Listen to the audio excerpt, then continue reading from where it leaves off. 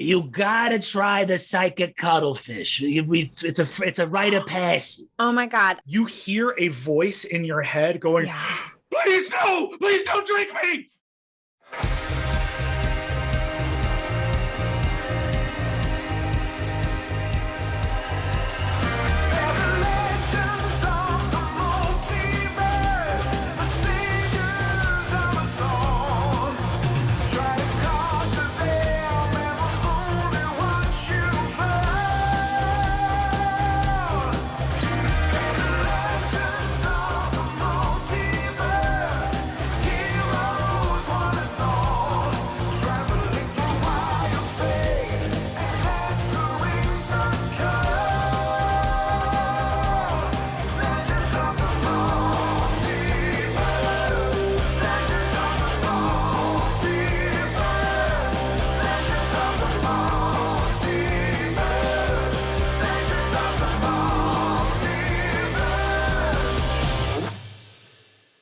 Everyone, and welcome to Legends of the Multiverse, a Spelljammer adventure where we'll eventually end up in Dragonlance.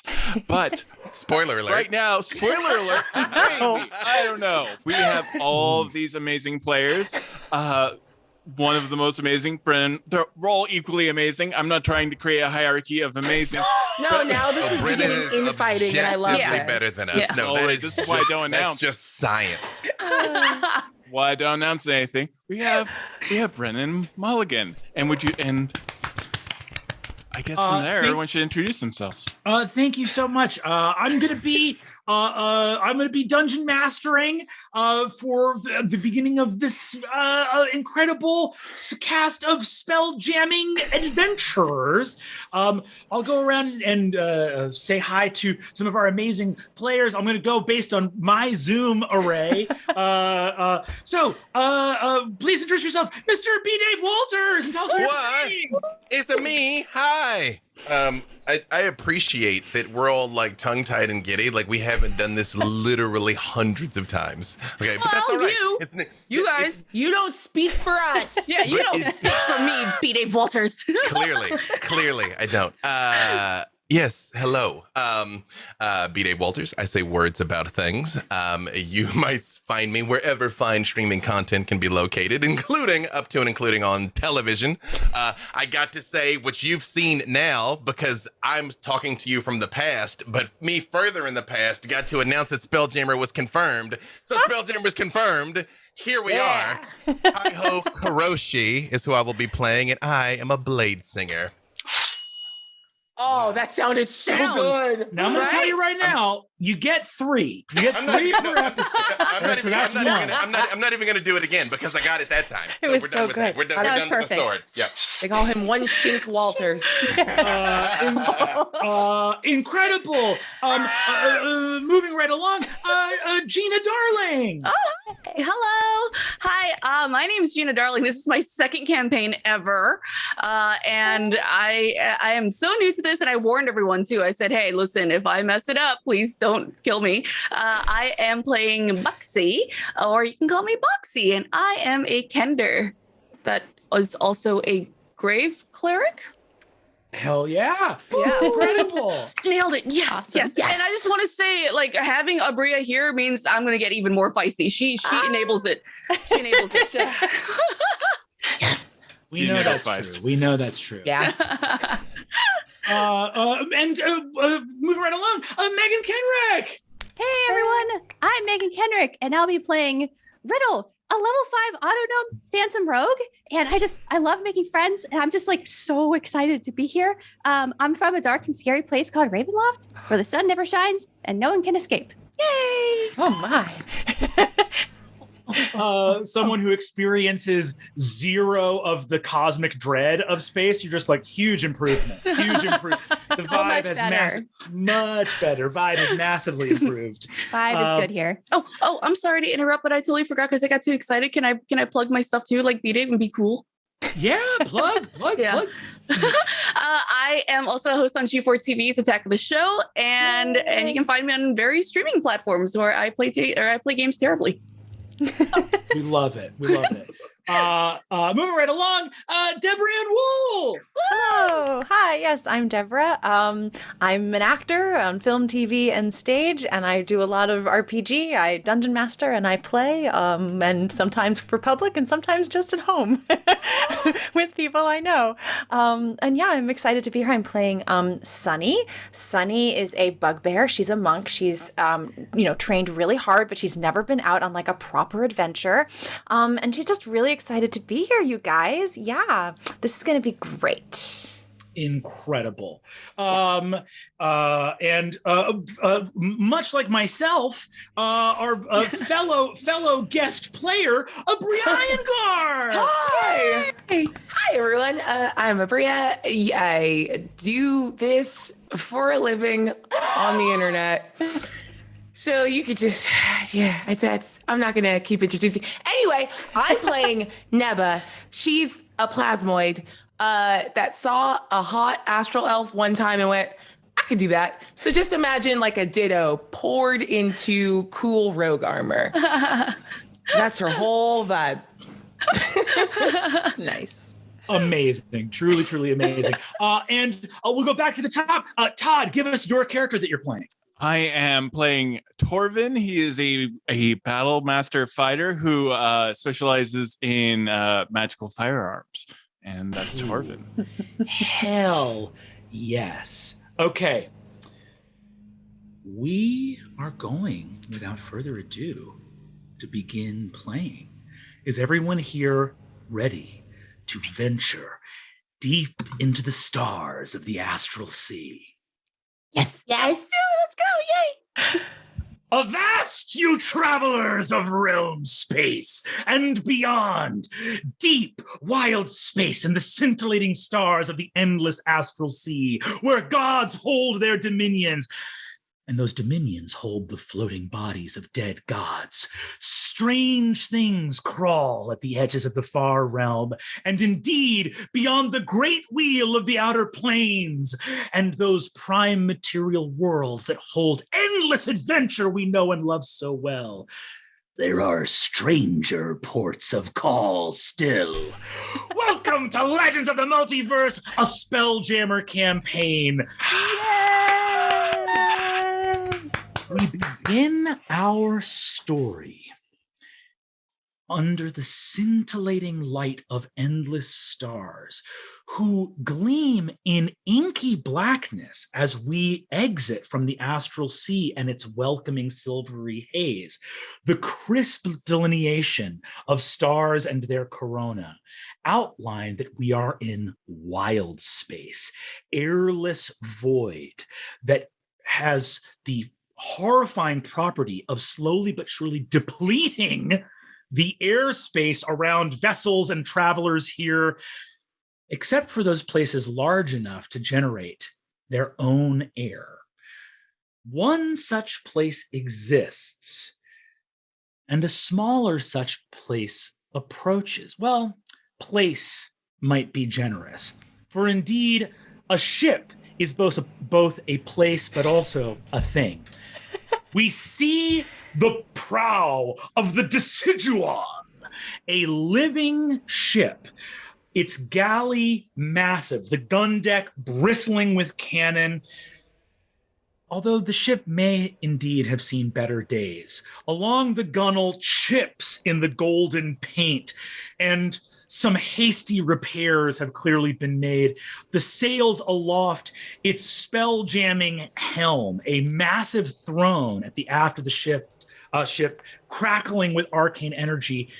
And unlike many naval galleons that our terrestrial prime material worlds might recognize, this ship is marked not only with sails, but with an enormous beech tree growing from the aft of the ship, its roots covering the back, eventually mixing and melding into wooden planks. So all of the sort of tarred prow and keel of the ship suddenly morphing into roots that go up into a tree.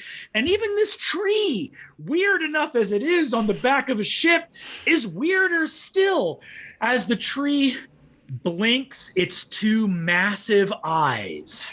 This living treant. Land ho. As the deciduan approaches, a glittering gem that grows in size, eventually overtaking its own patch of stars as the ship approaches, bringing you to that wretched hive, to that infamous port of call, to that den of scoundrels, the Rock of Bral. The city looms in size, and as the prow emerges, the bubble of air scintillates around the galleon, and it keeps its own gravity. So those walking on its deck experience the bottom of the deck as terra firma, as walkable and breathable. And we see just floating in space this orb of air around a flying ship with a giant living tree on the back. I will turn now to two of our crewmates on the ship, Torvin and Riddle, who stand at the prow of the ship looking at the city approaching. Could you both describe the physical appearance of your characters and the expressions that they wear on their face as they approach this port of call? Your ship limping into harbor after a couple of lost battles. Riddle is riddled with excitement. Her face just lights up when she sees this rock. And Riddle stands at 5 feet tall with a slender red, silver, and black metal body that looks part human, part machine. She has a white mohawk made out of cables, and the side of her head exposes her internal gears, so you can actually see her gears turning when she has an idea. She wears a pair of goggles with red lenses. Her arm can transform into a double blade and a crossbow, of which she refers to as hide and seek. She has wheels for feet. Inside her chest cavity, she stores her thieves' tools and poison kit. Unbelievable. The automaton sentient gnome at the front of the prow looks with excitement on the approaching city, and we see next to her a fellow adventurer. Todd, go ahead and describe the physical appearance of your character and the expression he wears on his face. Torvin has a very bemused, he's almost always smirking like he knows something about you that you don't know. He is in a long kind of elegant, it's not a duster, but it's like as if the elves had made one. And he's got two guns on either side, two magical weapons. And he's very much in love with them. Like he keeps on like kind of spinning one nervously as they're approaching. On his mind is the fact like we don't have a lot of money. And who's steering the ship right now? But yeah, he's just dressed in all black and his eyes are eclipses. And there always is kind of like a sheen behind him, but he seems cocky but not unafraid. As you wonder who is helming the ship, you see in a very ornate spelljamming helm, which across all of the various spelljammer ships, and for you watching at home, well, you may wonder what these incredible eponymous craft are. Spelljamming refers to the action of piloting vessels throughout both Wildspace and the Astral Sea. And a spelljamming ship, a ship capable of spelljamming, requires a spelljamming helm, which are enchanted thrones aboard these ships that allow their captains, or in the case of some nefarious individuals, people that just find a way to attune to these chairs. They are thrones that allow you to psionically move the ship through space.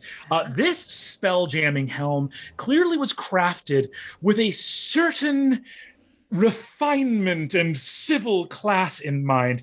Sitting in this chair, wearing a sort of naval garb, though what navy this individual belongs to is completely up for debate, as you've never seen him receive an order, and frankly, rarely given one, is the captain of the Deciduan, Captain Morel St. Prix, who is a ancient human captain. He has a sort of long pointed nose and sort of offset against an extremely wide handlebar mustache that comes out past the sides of his face, balding with two little white tufts of hair. He is a very sallow-skinned, pale-looking fellow, with the exception of some dark coloration around the bags of his eyes, indicating some sleeplessness. You see that the Captain St. Prix calls out as the giant treant, who, by the way, Torvin, you know this treant well. You planted this treant long ago with your own hands. This is Rutongaram, aka Rudy. Nice. You see that Captain St. Prix goes, "Very well, Rudy, sharp eyes as always. We make for the port of the Rock of Bral at once." And the ship begins to head towards the Rock of Bral. You see, as you look back, a Hadozi sailor. You recognize this sailor as Silas, who the Hadozi are a simian, kind of like a humanoid cross between sugar gliders and sort of like capuchin, or like sort of like New World monkeys. Comes over. Silas is a lean, intense first mate. And lean both philosophically in terms of the attitude he takes towards running the ship, and lean also because the crew of the ship is hungry. The coffers have run low, the larders are running low, and you see Silas go over and begin to have a hushed and urgent conversation with the captain. Riddle and Torvin, give me insight checks. Meagan, Got an 11? You got 11? Mm-hmm. I got 10. I am too First busy twirling my guns. So I'll say on a 10 and 11, you see the first mate going up and talking to the captain as they approach port, which doesn't strike you as particularly unusual, but you do see the first mate is gesturing with his hand in a way that you clock as aggressive. Riddle is just kind of like skating around because her feet are wheels. And when she sees this, she stops and turns at Torvin. The first mate looks kind of mad. Does he look mad to you? Yeah, he does. I think we should go over there and talk to him. Okay. Riddle's going to skate over there. You guys both walk over to the back. You see other crew hands and, other mates of the ship are kind of preparing for arrival. As you walk up, both of you give me perception checks now. That's going to be a 15. Do you think he's upset because there's no food, or there's no pay, or the toilets are backed up? I've heard that humanoids get really grumpy when they don't get to eat. So we should find him some food. Yeah, we get grumpy. That's true. Are you hungry too, Torvin? No, I'm good. Okay. I'm a little bit hungry. Okay. The first mate may solve that problem for us. As you guys walk to the back of the ship, you say, Torvin, that you are hungry. Rudy turns down to look at you, this massive face in the tree trunk above you, and says, "Torvin, are you hungry?" Yeah, I'm peckish. Are you hungry though? Oh, no, I'm absolutely stuffed. We flew past that sun not long ago. I feel a little nauseous. With those perception checks, you hear the interaction occurring between Silas and the captain. You hear Silas, the first mate, leaning in and going, "Listen, pride be damned. The ship's in tatters. If you don't get here to the dry dock, we're not going to be able to go out. Listen, Silas, I know my vessel well enough to know that some minor repairs by the quartermaster are all that's necessitated. Think what people would say if we went immediately to dry dock. We should make a grand entrance at the harbor proper. Listen, if you go to the harbor, this ship might not make it to the dry dock on time, old man. And that's where they turn to look at your approach. Morel, I appreciate that you want to have a big to-do when we go into the harbor, but maybe perhaps it's better to not have the ship explode on the way to it. Explode, you say? Well, well, maybe you'll explode if you with the impertinence, or at least my propriety has exploded. I know, I understand that this is a big deal for you, and you're very excited, but perhaps it's better to dock. I'm gonna have to side with Silas on this one. Go ahead and make a persuasion check for me, Torvin. 16. Amazing. You see that Captain Morel looks at you, and he says, "Well, I've come to the Rock of Bral a dozen times, and I've never had to go immediately to dry dock before. So certainly, I mean, it can't be as bad as all that, do you think?" But you see, again, no pun intended, that the wind has gone out of his sails a little bit. He looks to you, Riddle, and says, "Riddle, you're a mechanical marvel.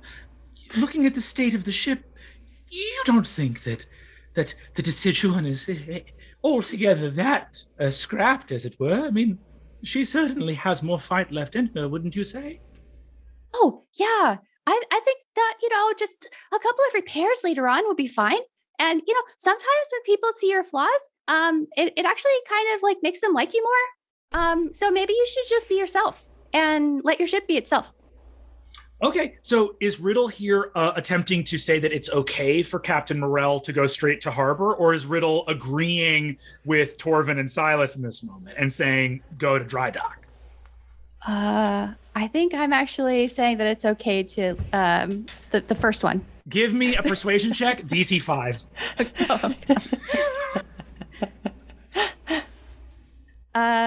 12.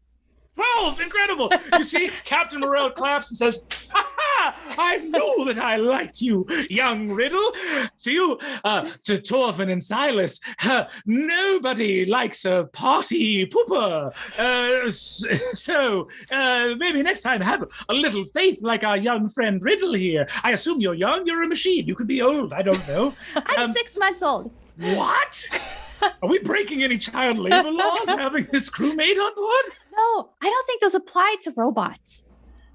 Very well. Well, as they say, the astral space is stranger still, and even if there were child labor laws, we would ignore them. Ta-ta! Takes off. As he heads towards the harbor proper, give me one last insight check, Torvin and Riddle. I don't know. Oh, natural 20. Hey! -1, so 19. 15. 15. On a nat, so Torvin, on a 15, you notice this the old-fashioned way. And Riddle, even with a -1, the nat 20 gets you the insight check because it's directed right at you. Silas gives you a pretty foul glare as he turns and walks away, stalking across the deck of the ship. As the captain says, "Put up the colors, raise the flags. If we have that bottle rocket, go ahead and fire it. We return to the Rock of Bral." And we cut from there to the diviest, greasiest spoon, no account food stall. We go to Calamari's Squid and Noodle Shop in the lower market of the Rock of Bral. And here we find the rest of our compatriots getting a hearty, belly-filling meal for a scant 2 copper pieces each. meeting up with an old friend. Kaiho, you are meeting up with your friend Neba here, along with your wards in this place. Could we go ahead and introduce our characters? Let's start with our hometown hero, Neba. Go ahead and describe yourself. So, what you would see, sort of seeing Neba, if we went like with a slow camera pan from low to high, would be black leather boots and a skin tight black leather suit, super shapely female form. And then you get up to like where the skin would be and it's gray. And once you get to like the places of detail, like hands and face, it looks like a 3-year-old with one crayon drew what they thought a girl would be. Neba is a plasmoid who saw a bunch of like beautiful astral elves and went, yeah, I could do that. And is just the approximate shape of a female elf with a big blobby pseudopod that is her ponytail. She's got super simple features and is leaning with a giant, like simple line grin at her friend Kaiho. She's got a bowl of food in front of her. And as she raises it to her face,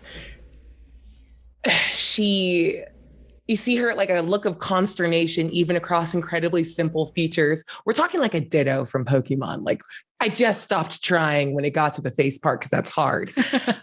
And she goes to like try to form a mouth out of her ooze and then kind of gives up and just jams the whole spoon in, upends the calamari and squid and noodles, and then just removes the spoon and you can kind of see it floating inside of her ooze as she dissolves it. So we watch Neba like fully digest this meal. Kaiho, go ahead and describe your character seated across from Neba. Kaiho Kuroshi is 7 foot tall, Githyanki. His form-fitting black outfit hugs his lean, supple form, very conspicuously wearing no armor whatsoever. But his clothes are ruffled as if he slept in them and maybe just woke up a couple of minutes ago. Leathery yellow skin with a mohawk that trails off to dreadlocks behind him, and a scar shaped like a star pattern over his right eye that is completely white and his other eye is jet black. And the only really distinguishing thing about him is a scimitar that just hangs very low on his hip, almost impractically low on his hip. And as he watches this vile display of digestion in front of him, his face stays completely blank, but under the table, he points at Sunny and casts message so that she can hear him.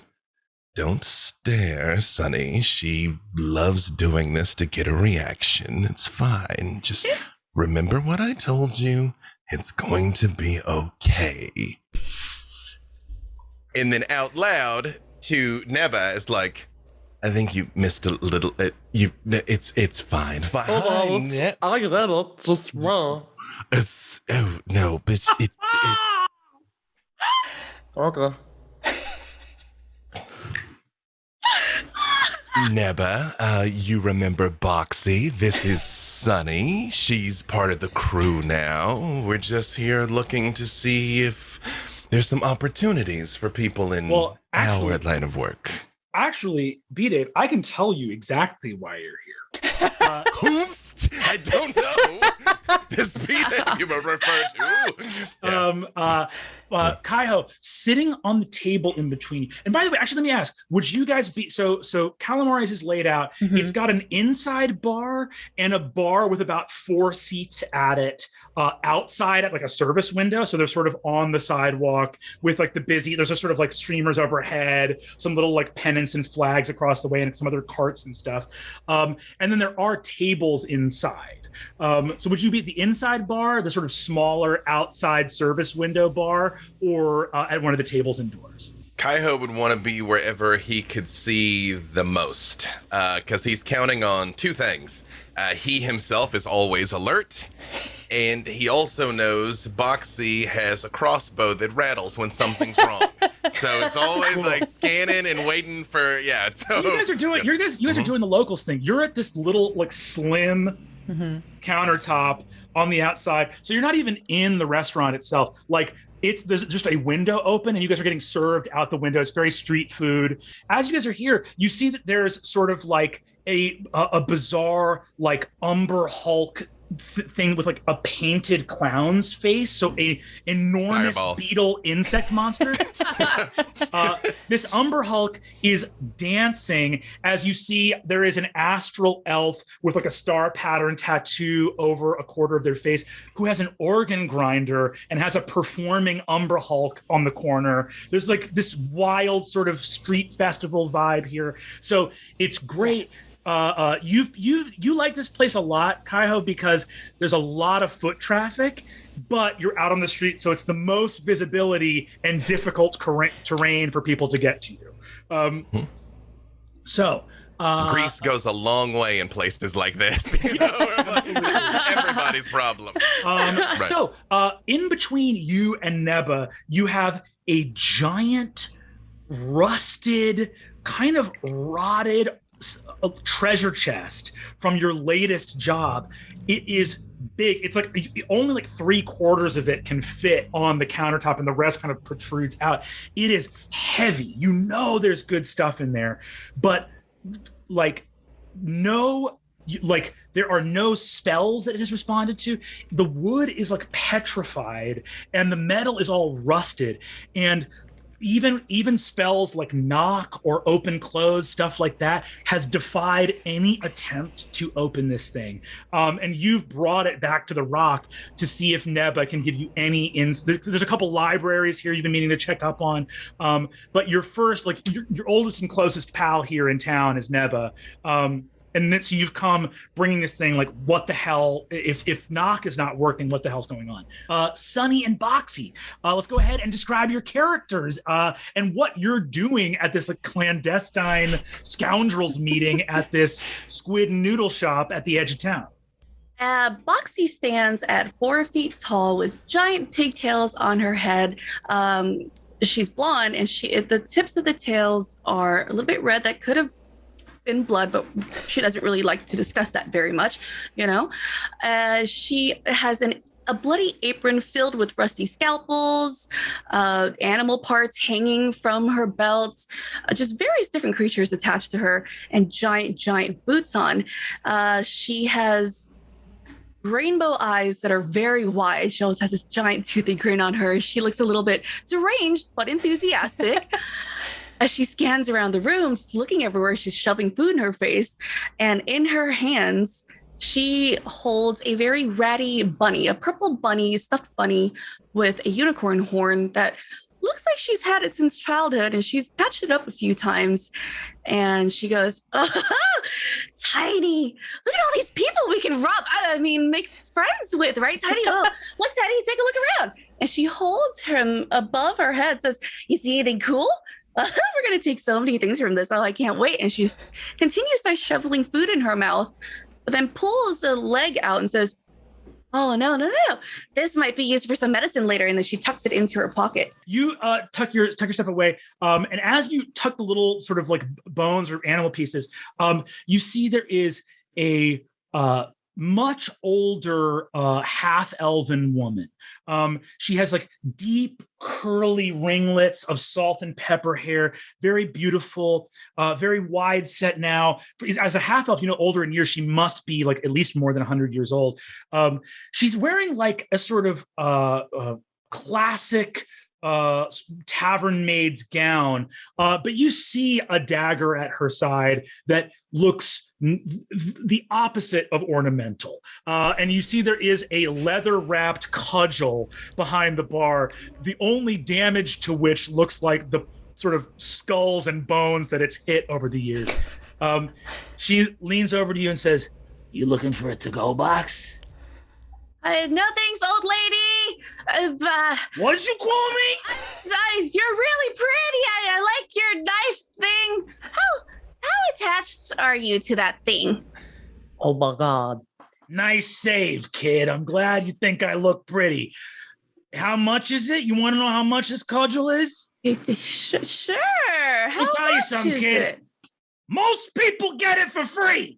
And she tries to grab at it. Cool. I'm going to ask for a dexterity saving throw. Can I cast guidance? Yeah, sure, go for it. 5 minutes. We've been here 5 Right? minutes. I just sort of kick her with my boot, and you can add a D4 to that check. Cool. I rolled a 19.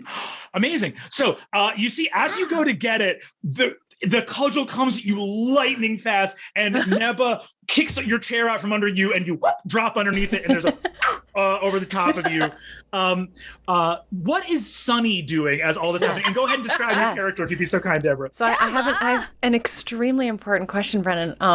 Who is the hottest person around us right now? Well, hold on a second. I'm going to ask our PCs to give me your charisma scores if you'd be so kind. But also NPCs, Yes, like absolutely. anyone who's just like the hottest person within like 30 feet of me. I have an 18 in charisma. I am a sexy jello. Thank you. That's pretty darn good. I think it's Neba. I don't think anyone else is rocking No an one can 18 hold yet. a candle. Also, just sexy Jello is a mood for the record. Yeah, you. like Please don't Tomb hold the Raider candle next to Jello. it. Okay. She's a curvy jello. Totally like curves, and I love it. Okay, so Sunny, I'm like right up next to Neva, and I'm just sitting here and I'm talking to her, and I'm just like, oh my god, I watch her eat that thing, and like when Keho like sends that message to me, it like doesn't even register. I like don't even care. I think she's amazing. And I'm just like, I'm trying to like, if there's like a little music from that carnival, I'm trying to just kind of like real subtle, like dance up next to her a little bit, because it's just like so cool. So like I am like head to toe. I'm tall. I'm like probably taller than Keho. I'm probably like 7'5", something like that, right? I'm real wide.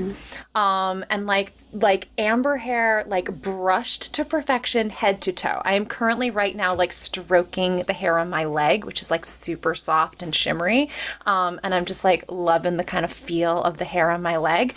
I'm like perfectly like dressed to the nines. I have like this cute little like tartan dress with matching like blouse underneath and a little headband that also matches along with it. And this like fabulous scarf. You guys, this is like Dolce & Gabbana, like fabulous red scarf that just goes all around my neck. And I'm just sort of playing with my hair and my scarf as I look at her, and I'm just like totally taken with Neba. Oh my god. Unbelievable. So first of all, you are like in this moment, sort of like moving seductively. Like, it's just a little. I'm cool about it. Okay, I'm like really cool about it. Right. So you're just kind of grooving to this organ grinder music playing in the background. We absolutely love it. Go ahead and give me call it a DC 15 perception check, Neba. A perception check. You got it. Oh no, sorry, for Neba. For Neba. Sorry. Yes. Good. Let's go. How are we gonna do? Neba unfortunately sounds a little like Deborah, so Oh, he does. I may hear it every once in a while. Keep correcting me. Sorry about that. No worries. 10. Okay, so you do not notice that this young, precious bugbear has become completely smitten by you in this moment. And he's like, bashfully parting her like leg hair. Mm-hmm. The amount of conditioner that a bugbear has to go through has got to be otherworldly. Kaiho, the chest sits on the counter in between you and Neba. Neba, you've just gotten your food delivered to you. You're looking at this chest. For the two of you, the mystery of this thing sort of sits in front of you. Is there anything you would do to like inspect or look at this chest, be it magical or otherwise, like any skill checks you want to use here to investigate it? Let me know what you want to try to do.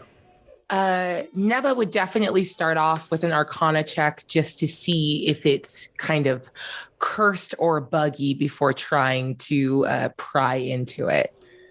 Awesome.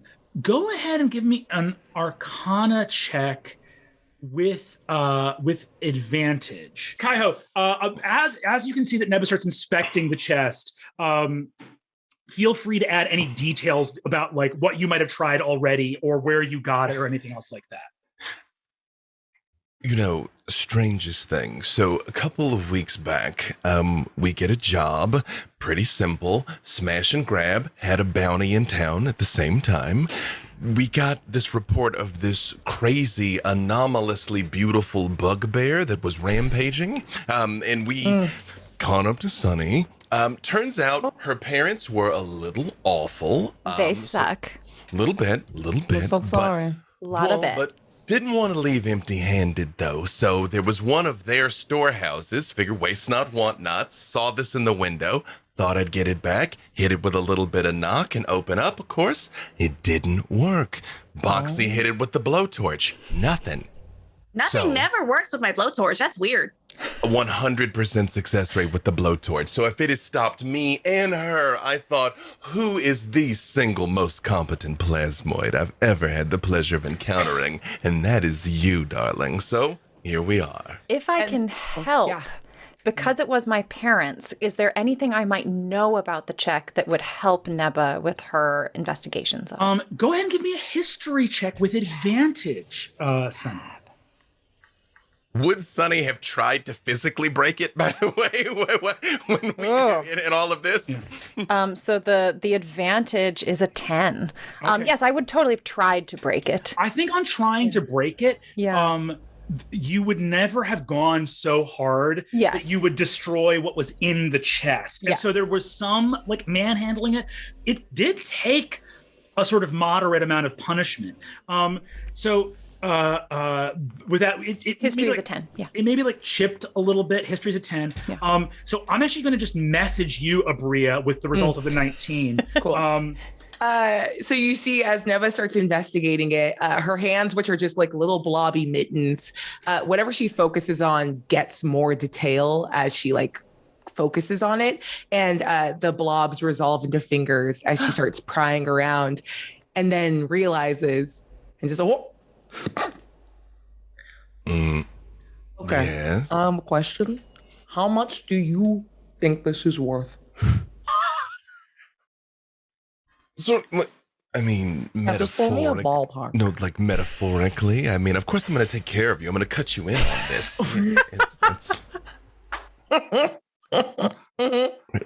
Oh, I want an answer. And even the more she speaks, her focus is now going to like building something more than just expelling air in the rough approximation of common. And her voice becomes a little clearer to hear too. Oh, where'd you get that? Get what? You didn't have that earlier.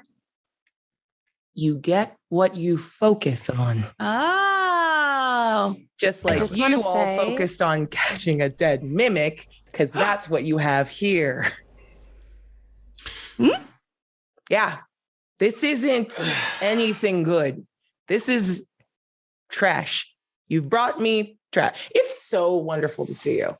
This is so good for me. Well, Boxy, good news. Here's another corpse for you to play with. Oh, yeah, I'm already in there. I will say one other thing, Dungeon Master, that I would like to clarify. Yeah. I have a tiny owl. Amazing.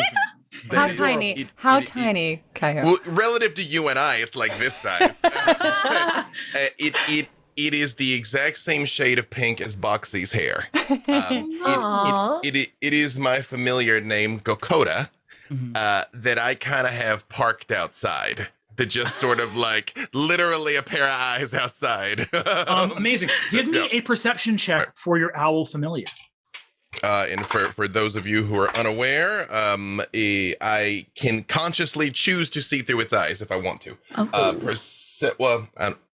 You'd think I would have been prepared with an owl stat block. Let's see, that's 16 on the die. I'm going to look up owl. But, that's going to, even without adding mods, that's going to do it. Okay. Your owl communicates to you. Your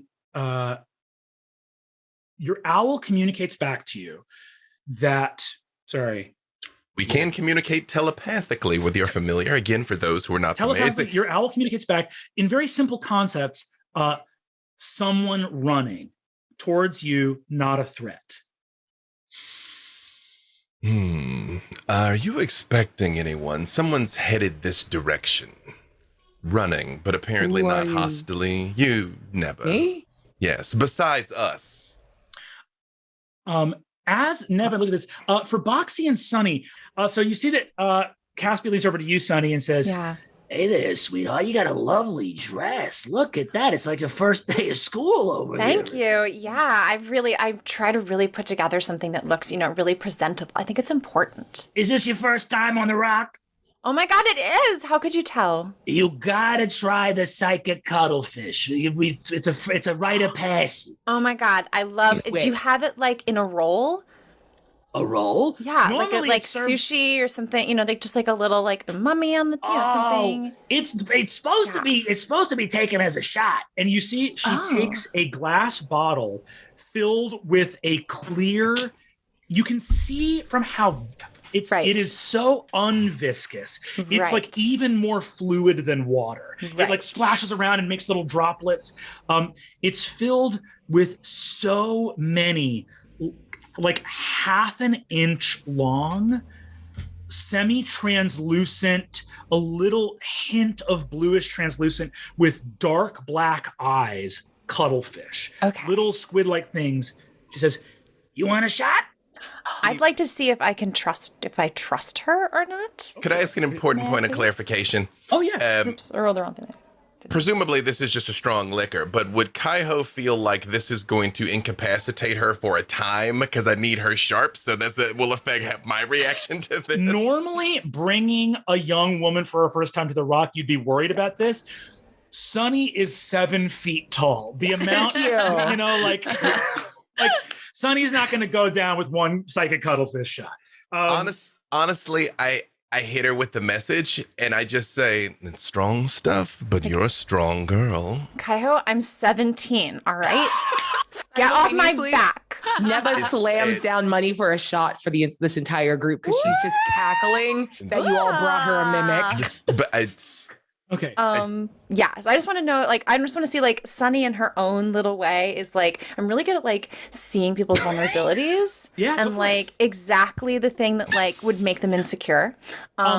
Give me an insight check. Insight. Fantastic. Here it goes. Are you supposed to cuddle these things? Oh, that's a natural 20. Yes, let's go. Nice. This woman has every vibe this woman is giving is I've lived a lot of life. That's the vibe here. Her weak spot, I think there are all of her fuses result in rage, not injury, right? Okay. So I'm gonna look her dead in the eye and be like, you think I can't play? And just knock it. Cool. I am going to need I'm going to need a Constitution saving throw with advantage and a Wisdom saving throw with disadvantage. Okay. Ooh, cool. So first the con. Let's go with the second one. Here it goes. No, they're both terrible. 7 is my advantaged con. Okay, copy that. And let's see the Wisdom with disadvantage. Wisdom with disadvantage. Oh, well, there's a nice roll. What's the second one? They're both 18 is the disadvantage. Incredible. Okay. So, as you touch the glass, because you are so fast, the glass goes right into your mouth. As you swallow, you hear a voice in your head going, please no, please don't drink me. And then it stops pretty quickly thereafter. I look at her and go, oh my God, that was exhilarating. There's a bunch of shots lined up on the bar. You guys, you have to try this. Okay, so Boxy, you're stirring your finger in it. I'm gonna need a Constitution. I'm gonna need a Constitution with advantage and a Wisdom with disadvantage. Okay, Constitution with with advantage mean? It means you roll twice and take the better roll. On D&D Beyond, you can right-click, and it will allow you to select advantage or disadvantage. Oh, okay. So you said Constitution with the advantage, right? I did fully forget that was true, so thank you for the reminder. The right-click thing. I was like, oh my God. Yeah. I'm like, come on, 14. Computer. Now you're gonna roll the Wisdom with disadvantage. Okay, Wisdom with disadvantage. Just roll twice and take the lower. 17. Incredible. Okay, so you are swirling around. Boxy, in your head, you hear, listen, amongst my people, I am a wealthy noble. I beg of you, I can make you a very, very wealthy woman. You mustn't drink me. Please. Other way. Please stop doing this. You are torturing us. I beg of you. I will give you anything but to drink. And you go down. And it just spills over her, but she's got a good amount in her. You see, Caspia looks at both of the newbies who have both taken their shots. I guess Boxy's pretty new to the spelljamming life as well, correct? Yeah. You both go down. Caspia goes, and you see just like rings an old bell in the window. Ding, ding, ding, ding, ding, ding, ding. It says, "Hey, all right, you both get a tunic." And and gives you a tunic saying, "I drank the cuttlefish at Calamari." Oh my God. Sunny immediately like cuts the top of it so it's a little bit more like, Dick shows a little more of this and then like ties it up on the side. And she's like, "I'm sorry, until I can get it tailored, I think this is cuter." She also leans in and confirms and says, it takes a lot of guts to do that. The cuttlefish, they're not actually sentient. They're as smart as any regular squid that you eat. They just broadcast a psychic impulse that makes you fill in what they're saying. So, yeah, there you go. It's just a pheromone, basically. Foxy grabs the tunic and puts it over her, and it's so big that it kind of trails behind her. Her feet, everything disappears, and she goes, "You got another one for the bunny?" Did the bunny take a shot? Bunny, you want a shot? Can a bunny have a shot? Wait, is that bunny alive or dead? I can't tell. It's for me. That is horrifying. And she closes the window and man.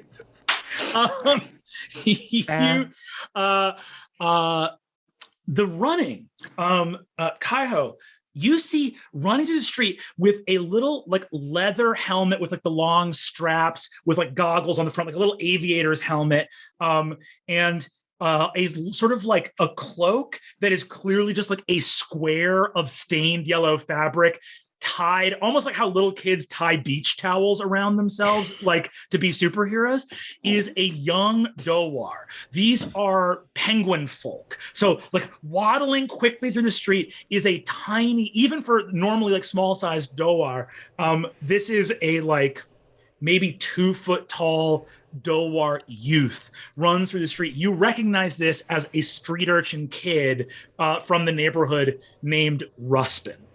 You see he runs up to you and goes, hi,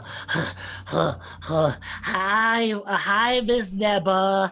Hi, Ruspin. Are you thirsty? Do you need a drink? Yeah, could I get a drink? I absolutely pass him one of the shots. Okay. Wait, maybe he should say what he needs to say. Here you go, bud. Wait a minute. This cuttlefish is a king in another galaxy. Finger under the glass, push towards the beak. What have I done? I drank a living thing. It was telling me that he had a wife and children. He might not. Not anymore. He might. You see, he goes, okay, that seems existentially horrifying, but that's a thought for tonight later when you're by yourself. Now you're an adult. Yes. Caspia yells out again, "They're not sentient. They just tricked their mind with a pheromone. You don't know that. We're pretty sure they've done tests." And you see, who's they? Kaiho, don't ask questions. You don't. And is that a yes or no on the bunny shot? We're closing early. Ruspin looks up and says, "Miss Neba, you told me to come and warn you. I did. You told me to come and warn you whenever your friend Mr. Kuroshi was in town. If I heard word, if I heard word that the empty skull was headed for harbor." I wasn't sure if I should come or not because I didn't hear word if the empty skull was headed for harbor. But you know he's here. Right. The empty skull's already in the harbor. Oh my God, Ruspin. Thank you. Thank you. Lead with that. Thank you. Oh, sorry. And she loses all of her detail as she gets nervous and starts vibrating. Oh my God. What's happening? The Empty Skull is a very silly name for a ship, unless you know who its captain is. Its captain is a gunslinger by the name of Hakatha Slim. And Hakatha Slim, in addition to being one of the best shots in Wildspace, is also a mind flayer. That makes sense. He starts mentioning the empty skull being here and Hakata Slim being here. Here's Kaiho. You can't quite tell from where because his stuff is kind of his top is very like billowing, but his pants are like impractically tight. But produces a cloak, which Boxy especially knows he only puts on when he thinks something's going to go wrong. And he looks at it for a second and kind of reaches down at the bottom and starts like tearing a piece of it, like off of it. And Whoa, stop. Yes, but... Don't worry, we talked about this, okay? Well, if Hakatha Slim is here, and he just like gently loops it around Sunny and ties it in like fashionably. He's like, here, this will help keep you safe, okay? I'd like him to do a fashion check, please. On his scarf tie. Fabulous, first of all. Fabulous. Because Sunny might redo it, depending. Amazing. That's a 17 sleight of hand. Okay. Okay. I know what you're into. All right. You know? It's not bad. I will refrain from embarrassing you by fixing it. Can I help a little bit? And like inside of her, like most oozes, is sort of a repository of stuff. Yeah. And I want to just barf up like a little cut glass brooch and wipe it off to get the acid off of it. And then kind of pin it. It's like a little amber cut glass brooch that I think kind of matches your tone. Oh my God. Really Sunny quivers.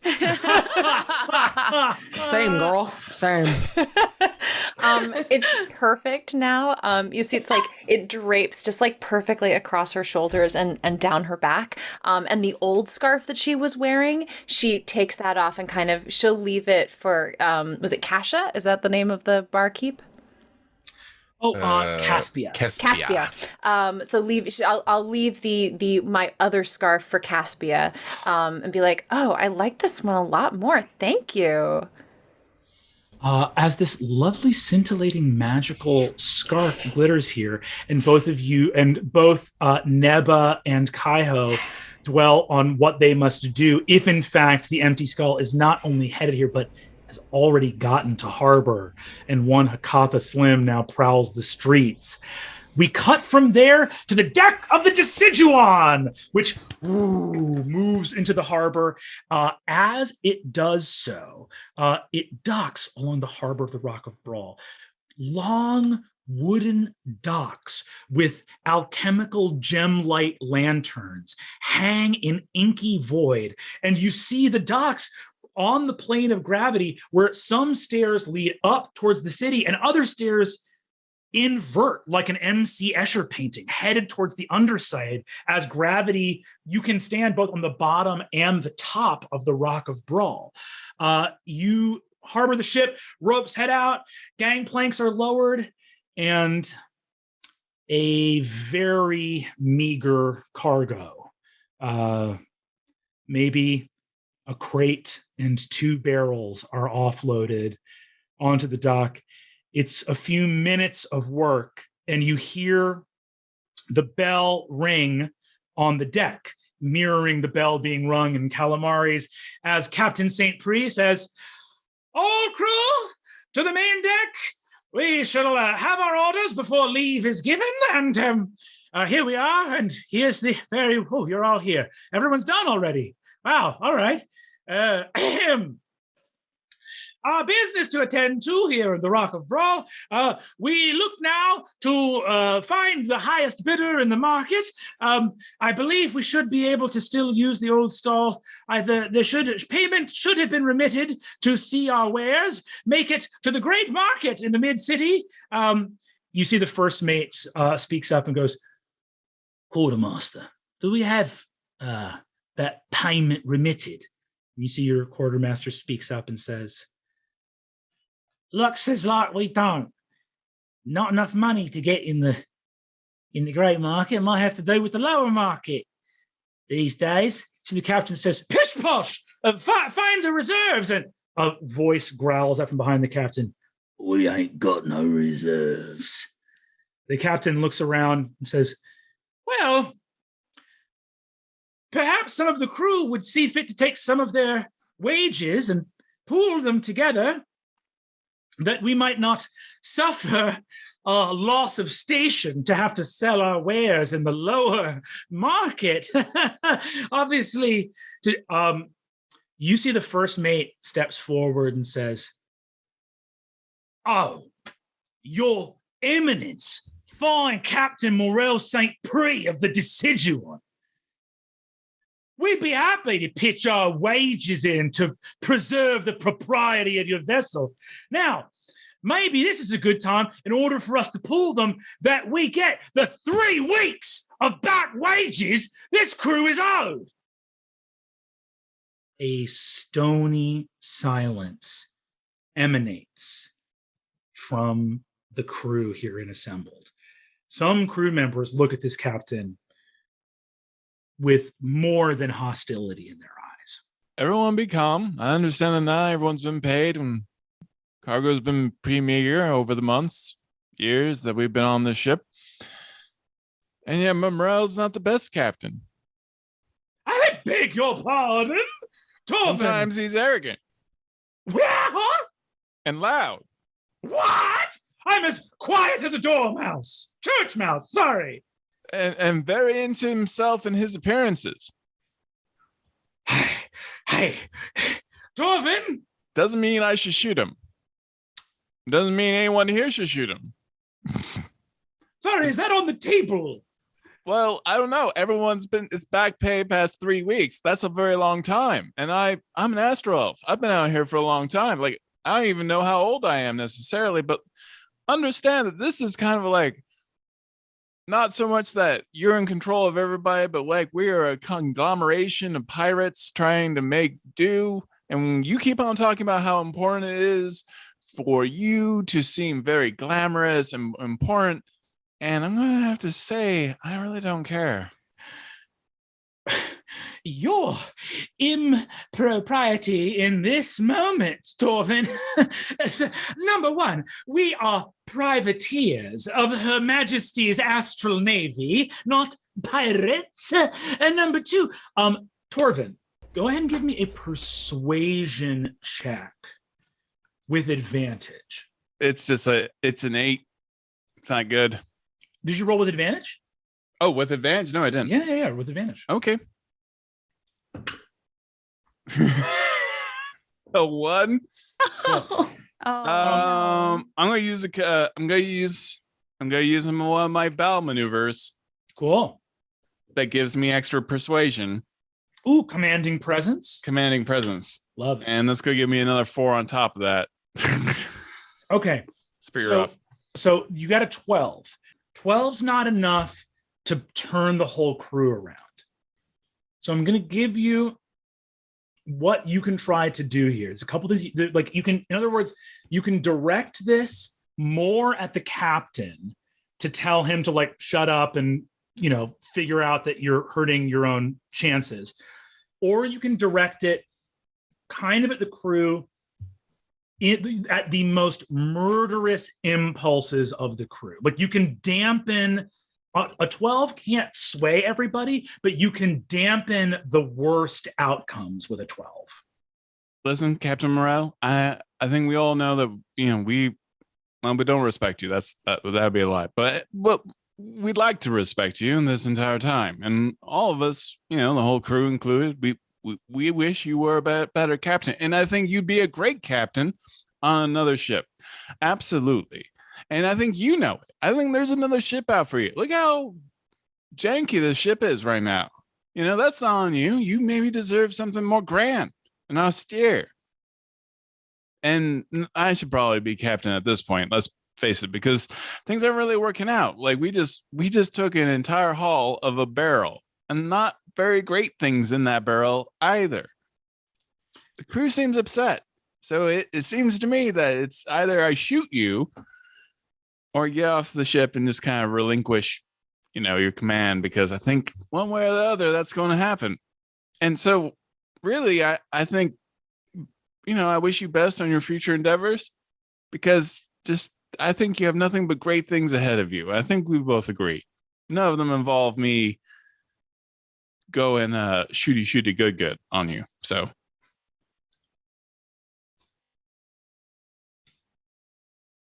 arrest this man at once. And truly, nobody moves. A few of the pirates drop their heads because it's so embarrassing.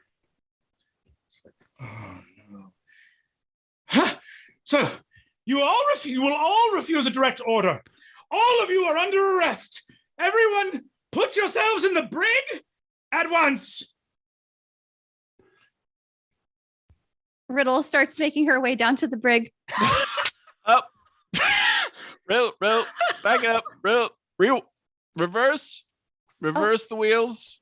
Yeah, no, that's not how it's gonna be. He's not in charge anymore. So. Oh, okay.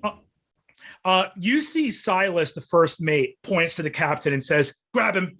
And a bunch of pirates grab him, get his arms and legs, and he says, "All right, put him on the prow of the ship. We'll slit his throat there." And they start to march him up to the front of the ship. They're gonna kill him. Nope.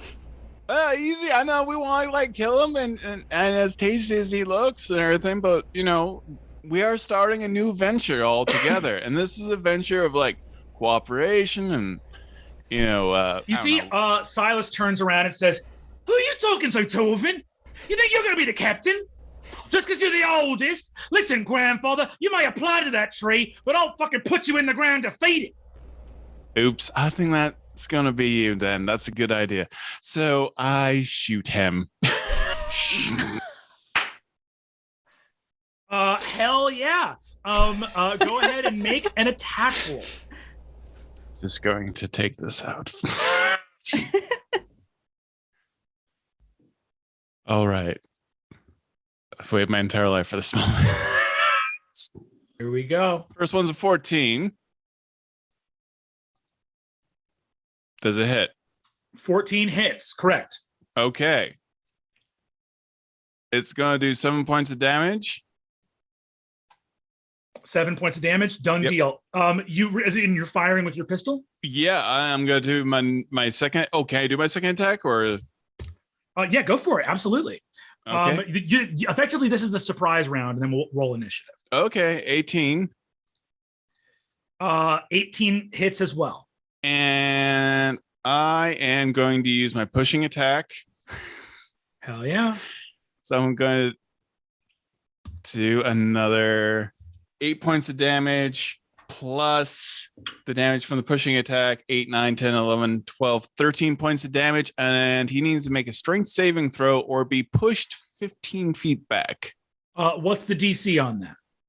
DC is, I'm glad you asked that question. That's a very good question. You got a 17. Oh, I think he beat me on that. Okay.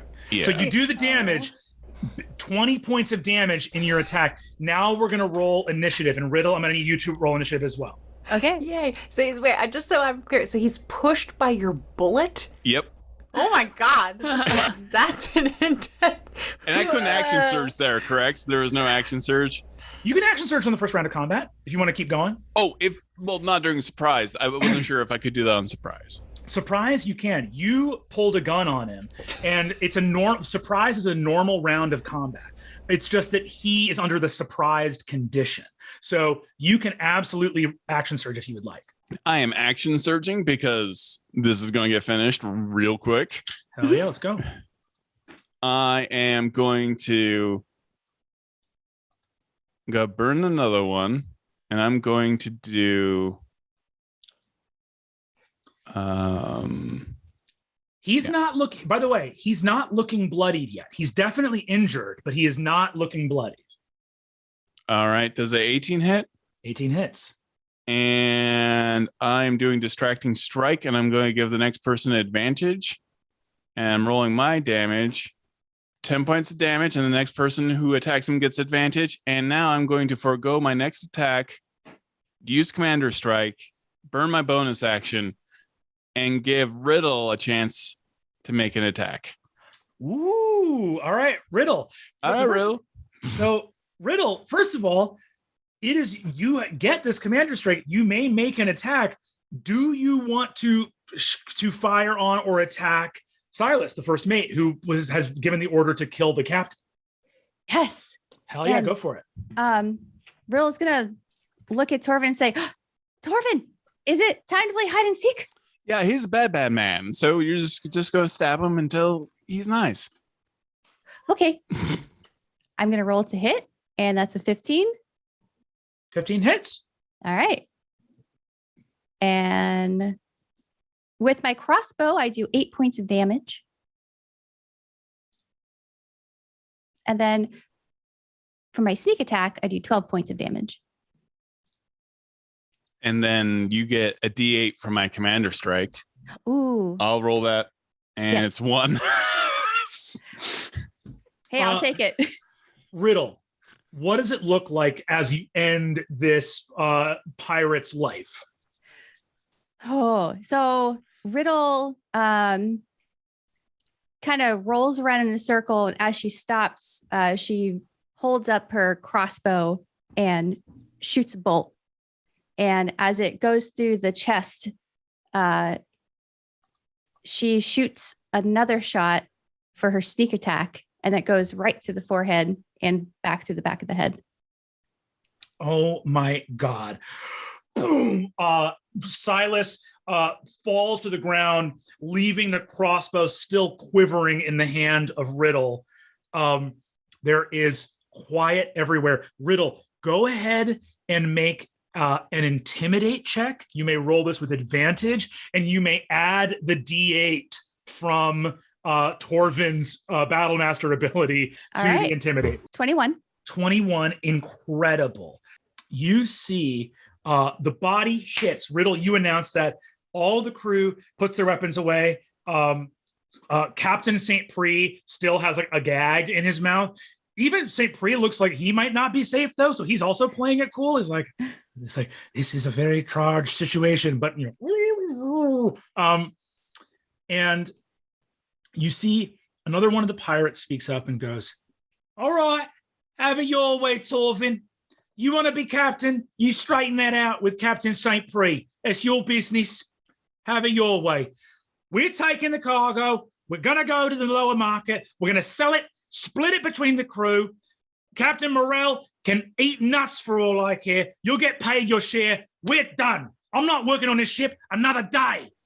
And you see 3/4 of the crew just peel off into the city. There's only 8 people standing on the deck. You need like a minimum of, you really need like 12 people. You could maybe do it with 10, but you need 12 people to crew this ship. Well, I appreciate everyone that has remained, and I promise that it will be a bountiful harvest next time we go out. We're not going to do the privateer thing, I think, anymore. I think we'll do the pirate thing. Kind of hit the problem from the other end. I expect will be very helpful. Don't you think so, formerly Captain Morel? Yeah, okay. Morel takes the gag out and says, all things being equal, there's been some bloodshed today, and I think I may simply, I've reached an elderly age. Perhaps the best thing to do for me would be to not be a pirate anymore and retire. I am announcing my retirement effective immediately. Ta-ta, farewell, bye-bye. Thank you. Thank you for your service, Captain Morel. We've got an opening for a poop deck swapper, or a bosun, or the whoever cleans the bomb side of the boat. If you want any of those jobs, you're happy to stay. I know you're a very skilled man. No. That's quite all right. I'm old and I'm sad. I'll go. And he rushes off. He rushes off. So you are left. It's just you, Riddle, Rudy. The 4 people who are left. There's 2 deck hands, your ship's navigator, and the ship's cook, and that's all who's left here. Hey, Torvin. I don't think we have enough people on the ship. You think we should go into town and maybe make some more friends and convince them to come onto our ship? And then maybe when we're there, we can steal some stuff and make some money. I like everything that you're saying, and I think they're going.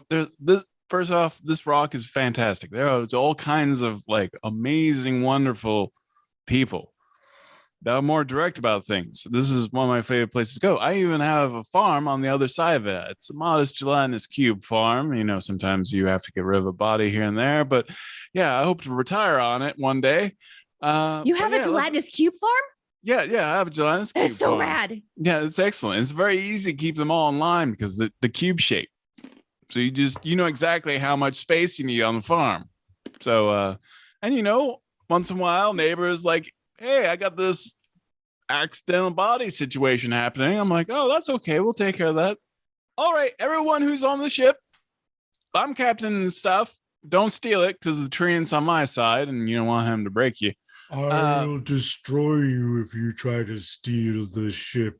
Me and Riddle are going to go down to the really fun place and we're going to bring some really fun people on board. What do you think about that? New friends. And you're not going to squish them. You see that the other crew members turn to you. So there's 2 deckhands. There's a large GIF that's like hippopotamus people. And he's next to another deckhand that is a 3-creen. 3-creen are insectoids, like giant praying mantis looking things. So this is the GIF is named Handsome George and the 3-creen is Jimmy Legs. And you see that that the GIF looks and says, right, I guess Captain Torvin, do you need us to, should we come with you, do anything else? Should we go make sure those the other pirates actually get a cut back to us on the ship? Well, you know, we didn't bring much back. I'm not worried about the cut. I'd rather them just be gone. We're going to make a lot of money with a better crew. And if they don't bring it back, that's fine. We'll just shoot them later. It's okay. Jimmy Legs, who, by the way, when he talks, just goes with a horrible mandible thing, but telepathically goes, all right, so you want us to like hit the town and help look for people, or you know, what do you want we should do? Yeah, Jimmy Legs, that's a good point. You know what? Let's just canvas. Look for people who are like flashy and exotic and having a good time. Like, I don't want anyone who just looks like they're like run down and tired, or it's their very first. I want people who are fresh. All right, you got it, Cap. Well, me and Jimmy will head out. We'll find some people as best we can. And then, do you want to leave your navigator and your cook on the ship, or do you want them to head out and canvas too? No, we have to be careful of the cook. Okay, we don't let the cook leave. That's that's the most important job on the entire ship. So your cook is an ancient woman named Regular Bonnie, and she is hunched over. She's dressed in like babushka, like potato peeler, like kitchen, like old kitchen maid attire, but she is the most witch-shaped person you've ever seen. Just like a pure dome of a person with like hunched muscular shoulders and long arms. Like dollars to donuts, this is a sea hag. This is like a Monster Manual classic. But she goes by Regular Bonnie, and she's just regular. She's regular. She's just regular. Yeah. She goes, Captain, shall I remain on the ship and prepare a sumptuous feast for you and our new crew members on their return? I love you, Verve, Regular Bonnie, and if as far as I'm concerned, you're in charge until I get back of keeping the ship here and not causing another mutiny. Do you hear that? And you've always been my favorite. Tell anybody. You flatter me, boy. and she drags a long claw, like sort of like flat, not sharp side, like flat side against your cheek, and goes like, did you hear that, Natalie? I'm in charge. And you're the last member of your crew, who is a Warforged navigator. Her name is Natalie Prime, and she is a tall, but she's wearing a blue like navigator's coat, like wearing a naval coat, but like Stands tall, very slender, made of pure like ivory metal, some kind of like white shimmering metal with like gold inlay, and just goes, very well. I am glad that you have placed regular Bonnie in charge, Captain Torvin. This will be an uneventful series of hours as you make leave ashore. Natalie Prime, really deep down, you're in charge. You just know that that's between you and me, but I wish you would announce it so that it were formal and therefore enforceable. It will be very awkward to do so right now because regular Bonnie needs to be regular. Yes, I as well am terrified of regular Bonnie and what she might do. And you see, Natalie turns away, walks. You head off into the city.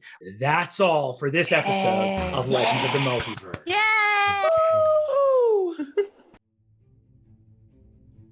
You're holding a little thing of celestial popcorn, and suddenly you hear, hey, kiddo,